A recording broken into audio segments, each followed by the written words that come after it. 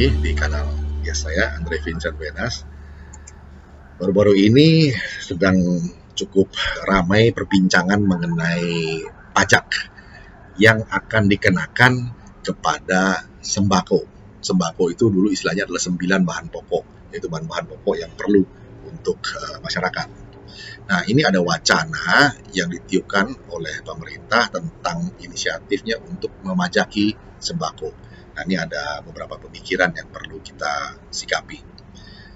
Saya menulis artikel yang berjudul "Pemerintah perlu menjelaskan bagaimana memajaki sembako tanpa membabi buta." Tentu ini bukan untuk penggorengan masalah seperti yang banyak teman-teman memperkirakan ya. Inilah sekedar masukan atau input bagi pemerintah dan bagi masyarakat. Mungkin latar belakangnya adalah ini, sahabat, bahwa sampai akhir Maret 2021, Kementerian Keuangan mencatat penerimaan pajak itu baru mencapai 228,1 triliun dari target 1.229,6 triliun. Jadi cuma 18,6% dari pagu anggaran tahun 2021. Artinya penerimaan pajak kita masih terkontraksi, turun 5,6% dibandingkan tahun yang lalu. Maka konsekuensinya tentu segala daya upaya mesti dikerahkan untuk meningkatkan penerimaan negara dari pajak, termasuk akhirnya wacana pajak dari sembako. Ada yang banyak bertanya, loh kok sembako? Bukankah sembako itu makanannya rakyat kecil, kok dipajakin? Nah itu dia. Maka kita pun perlu bertanya lagi, sembako yang mana? Sembako yang dijual di mana? Atau sembako yang dijual kepada siapa? Atau kapan dijualnya? Ini pertanyaan-pertanyaan yang muncul seketika saja dan sah-sah saja. Nah, sahabat, sementara ini yang terpantau dari pemberitaan di media, yang dimaksud dengan sembako yang bakal dikenakan PPN itu adalah beras dan gabah, jagung, sagu, kedelai, garam konsumsi, daging, telur, susu, buah-buahan, sayur-sayuran, umbi-umbian, bumbu-bumbuan, dan gula konsumsi. Cukup banyak ya. PPN adalah jenis pajak tidak langsung yang dikenakan atas setiap pertambahan nilai dari barang atau jasa dalam peredarannya dari produsen ke konsumen. Pajaknya dipungut dari atau disetor oleh para pedagangnya, bukan oleh konsumennya. Tapi yang jelas tetap bisa berdampak pada nilai harga akhir yang mesti dibayar oleh konsumen atau pembeli tentunya. Nah, mengenai rencana ini ada hal penting yang disampaikan oleh staf khusus Kementerian Keuangan, Bapak Justinus Prastowo, bahwa pemerintah tidak akan membabi buta dalam menaikkan tarif PPN dan dalam rangka memperluas objek pajak. Begitu statementnya kira-kira ya. Nah, tentu saja kita bakal bertanya lagi, apa ya yang dimaksud dengan tak akan membabi buta dalam menaikkan tarif dan memperluas objek pajak itu? Nah, sahabat, tentang wacana kenaikannya itu kabarnya sekitar 10-12%. Lalu soal daftar sembako yang bakal dikenakan PPN juga sudah ada pemberitaannya. Lalu apa dong yang dimaksud dengan tanpa membabi buta itu? Apakah dalam soal distribusinya, artinya soal lokasi tempat penjualannya, apakah bakal ada perbedaan kalau dijual di mall dengan di pasar becek gitu misalnya. Nah, sampai di sini terus terang kita belum jelas juga. Namun kita berterima kasih juga atas penjelasan tentang perbandingan tarif pajak di beberapa negara lain. Misalnya tentang kebijakan Presiden Joe Biden dari Amerika Serikat yang berencana menaikkan tarif pajak penghasilan atau PPh badan dari 21% jadi 28%. Juga di Inggris yang akan mengerek tarif PPh badan dari 19% jadi 23%. Di sisi PPN kabarnya ada 15 negara yang mengubah aturan pungutan demi membiayai penanganan pandemi.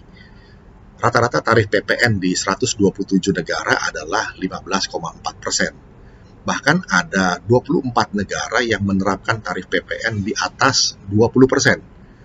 104 negara antara lain 11-20%. Sisanya beragam sekitar 10% ke bawah. Nah, di tiap negara pun tarif pajaknya tidaklah tunggal.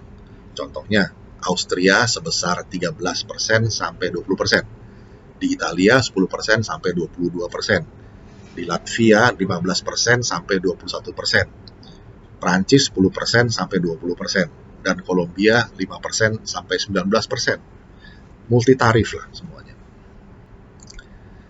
Nah, setelah membandingkan dengan kondisi di berbagai negara itu, ya pertanyaannya tetap, bagaimana persisnya kebijakan yang tak akan membabi buta itu bakal diterapkan di Indonesia? Kiranya hal itulah yang mesti dengan transparan dipaparkan dengan rinci dan terang benderang. Sementara ini memang soalnya masih wacana, jadi belum ditetapkan. Untuk itu kiranya Kementerian Keuangan bisa membicarakannya dengan para wakil rakyat kita saat membahas draft revisi Undang-Undang Nomor 6 Tahun 1983 tentang Ketentuan Umum dan Tata Cara Perpajakan (RUU KUP) yang kabarnya bakal dibahas bersama DPR tidak lama lagi. Sahabat, sampai di sini kita hanya ingin mengingatkan saja bahwa kondisi ekonomi di piramida bawah sangatlah berat saat ini. Kalau rencana kenaikan pajak ini berlaku untuk semua segmen, maka tidak akan tepat atau kurang tepat dijalankan tahun ini. Bahkan mungkin sampai tahun depan. Taruhlah di tahun depan bakal ada pembalikan ekonomi. Namun itu pun tidak serta-merta perekonomian di segmen menengah bawah itu bisa langsung tumbuh pesat. Tentu butuh waktu untuk proses penyesuaian. Dan itu tentunya tidaklah sebentar. Janganlah sampai masyarakat di bawah yang sudah kesusahan dalam 2 tahun terakhir langsung dikenakan tambahan pajak lagi. Rasanya ini kurang pas. Cobalah para cerdik pandai di Kementerian Keuangan bisa lebih kreatif dalam mencari tambahan pajak pasca pandemi dengan relatif tidak memberatkan masyarakat menengah ke bawah itu. Bukankah pajak itu adalah salah satu instrumen untuk mendekatkan disparitas antara kelompok pendapatan tinggi dan rendah? Maka diperlukan kreativitas, otak-atik otak, berpikir artinya, serta sikap hati yang bijak untuk mencari berbagai potensi pendapatan pajak yang lebih berkeadilan sosial. Kita mesti yakin bahwa Kementerian Keuangan pasti mampu untuk memikirkan banyak alternatif penarikan pajak lainnya dengan semangat memperpendek disparitas pendapatan demi keadilan sosial bagi seluruh rakyat Indonesia. Dan kita juga yakin bahwa PPN atau pajak pertambahan nilai yang untuk sembako di segmen rakyat kebanyakan tidak perlu masuk dulu di dalamnya, paling tidak untuk beberapa tahun ke depan. Yang mereka butuhkan justru insentif dan program stimulasi yang lebih ekstensif dan juga intensif demi penggeliatan ekonomi, konsumsi dan produksi, di mana di unit usaha mikro, kecil, dan menengah. Maka, sahabat, mengejar target kelompok mampu secara ekonomi tentu lebih memenuhi rasa keadilan sosial, terlebih dalam kondisi pandemi dan ekonomi yang sulit bagi rakyat bawah. Penerapan skema multitarif PPN nampaknya lebih merefleksikan asas keadilan, di mana terhadap barang-barang esensial yang dibutuhkan masyarakat, pajaknya lebih murah, sementara pajak atas barang yang dikonsumsi masyarakat kelas atas lebih mahal tarifnya. Ini ada game penutup ya, yang dikatakan oleh Calvin Coolidge, mantan Presiden Amerika Serikat dulu, yang ke-30. Dikatakan begini, collecting more taxes than is absolutely necessary is legalized robbery. Jadi memungut pajak dari yang betul-betul dibutuhkan oleh negara itu sebetulnya adalah perampokan yang dilegalisir. Begitu pendapat dari Calvin Coolidge. Demikian sahabat perbincangan kita, catatan kita mengenai PPN atau pajak yang akan dikenakan di sembako. Kita jumpa lagi di session berikutnya. Terima kasih.